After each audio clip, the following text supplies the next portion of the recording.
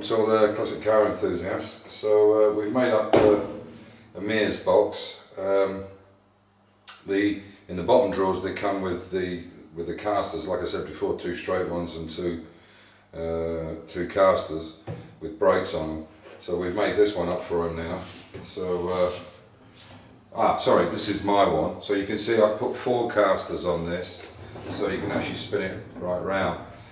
And like I said before, I think the reason they put 2 straight ones is so that you have to keep putting the brakes on all the time, but it's very handy to move it around the shop. This is the one we just made up for a Mir, and you can see obviously you can't spin it, but you can put it to where you want it obviously, but you have to, you know, kind of drive it rather than that kind of thing. But the funny thing, the guy that's taken the other 3, this friend of mine has, his name's August, he's taken the other 3, and stupidly, he hasn't said anything to me yet, but he's gonna, because I used all 4 casters, I put 4 straight ones in one of the boxes, and I thought it was in this one we were making up for a Mir, and it turns out that it's not. So he's going to end up with 4 straight ones, so he won't be able to actually turn the thing. You know, fine if you're going in a straight line, but that's going to be it. So I'll have to take my 2 off and give him 2 and get 2 straight ones back. Yeah, so because there's no casters on it. I started to laugh when I thought about it, because when I opened the box I thought, oh shit, there's 2 casters and 2 straight ones. So that means one of the 3 boxes has got all straight. Anyway, so we'll see what happens. Maybe he'll call me, maybe he won't, but I'll let him know.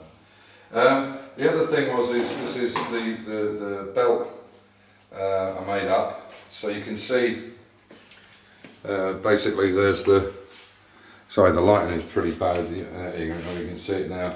So what I did was I actually I cut it and welded it in, and then I just painted it black, and then obviously it needs to be extremely, it would go over a Mir twice, but you can see that's going to work fine.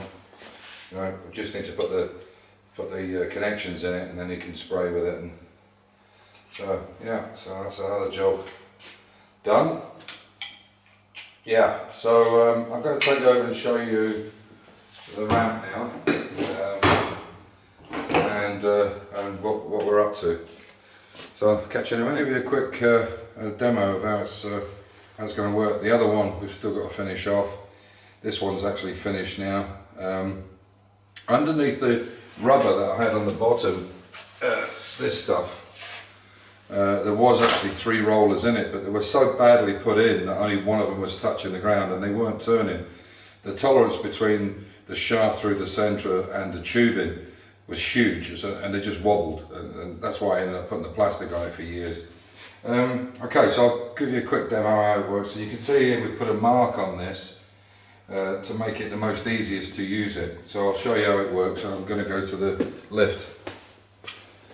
So, put the lift on.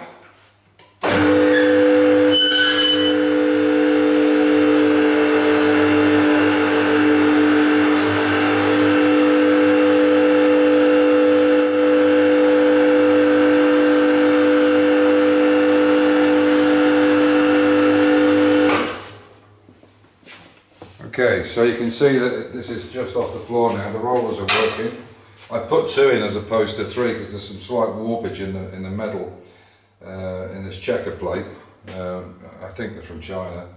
So now you can take your extension piece off, and because it's here, it's very easy to pick up. So I can pick this up. Pull the bar over.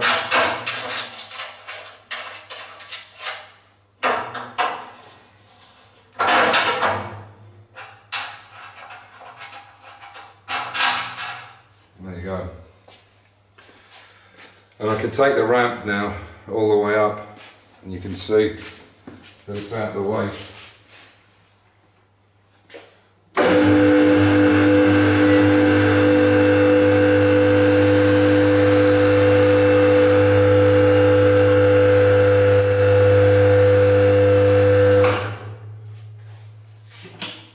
come down. When we want to take it off, we just come down.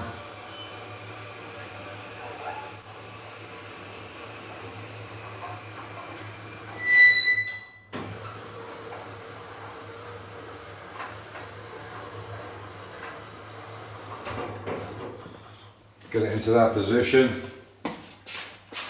I'll put a couple of little tummy bar arms on this to make it easy to spin on, but it goes on quite easy. You just lift it up,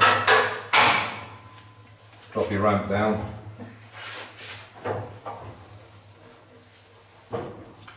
The only thing we might do is this arm. I might actually put make a hinge in it, because if there's a bigger cart here, this is going to be a problem to get back. So what we'll do is make a scissor action in the centre so you can collapse it and drop it forward. I think that's probably going to be better. Then you put your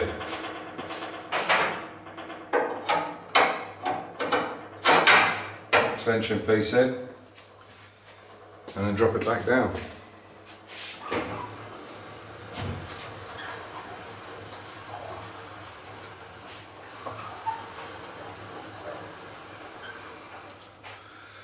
So, I don't know if you can see, but this, let me just turn this around for you a little bit, sorry about the bad camera.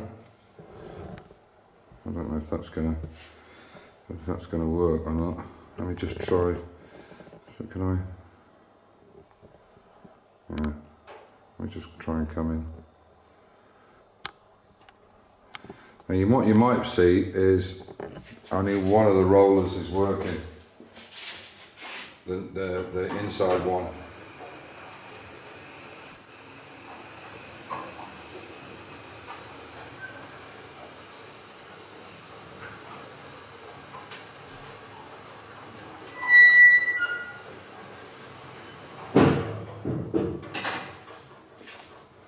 But you can see only that inside one is working, and that's because that plate is warped.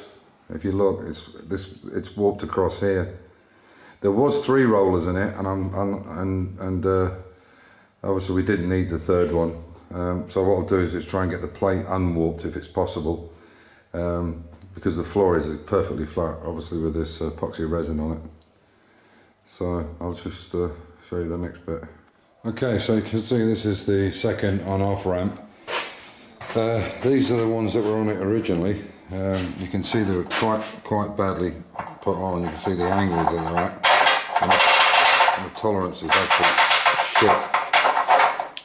So obviously what I've done is I've got these bolts, and you can see I'll make them into a shaft, and you can see that the tolerance, it's not a tolerance fit, but it's much better. You need some movement, of course. So what we do then is we cut these down and then put them into there. So we only put the 2 of them on, but you can see it's bloody awful. This is why the plastic was over the end. So tomorrow this piece is already cut off. You can see here I've re-welded it completely along, and then welded in the back as well. And what we do then is unlike on the other ramp, we put these on the end like that. They have to come lower because obviously there's a pipe to go through there, which is this. So obviously that has to come in and out, so that has to be lower. And then we use the pin end to put this extension piece back on again. And that's it. It seems to work pretty well. And then we can pin them up and leave them. They did have split pins in them before. So I'll finish that off in the morning. And yeah, and then there's a bolt there which gets put onto the side and then cut down. But I think we'll make a scissor action. But you can see these are quite badly, you can see that one there how they've been cut. And here with the plates is you can see. The strange thing is some of the welding is really good on it, so you can see there, I mean that's a really nice weld there. And there. So obviously it went to different people. I think they were made in China, these things. They went to different people, and obviously some people are more experienced than others, and I don't know, maybe they get more rice than the other worker does, who knows. And but you can see that's pretty poor. when you look at the, look how bad that is. So what was happening was it was only catching one, and then there were, because the tolerance was so bad, they were sticking and the rust was getting in them, and you see. So we've already cut these two off, but the weld was quite thick on some of them. Anyway, so yeah, that's it. So we're going to take this off the back of the jig tomorrow. I won't be going up to Vienna now till Friday morning, because I'm not actually going in. I'm not going in till 4 o'clock on Friday night. So I've got Friday morning to Vienna, and then Saturday morning they'll do the anaesthetic and do the little lot. But we're going to take this off the back here, so we can sort. Oh, he's already done it. He's already done the bit in the back. So that's good. Look at that. He's even put a skimmer filler over the seat where the seat swab's going to be. That's dedication.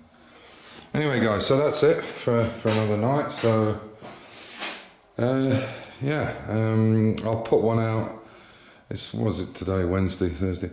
I might do one tomorrow night, and as I say, then you'll get a bit of a respite for a week or so. Anyway, as usual, stay safe, keep the faith, and enjoy your hobby, whatever it may be. Take care, bye.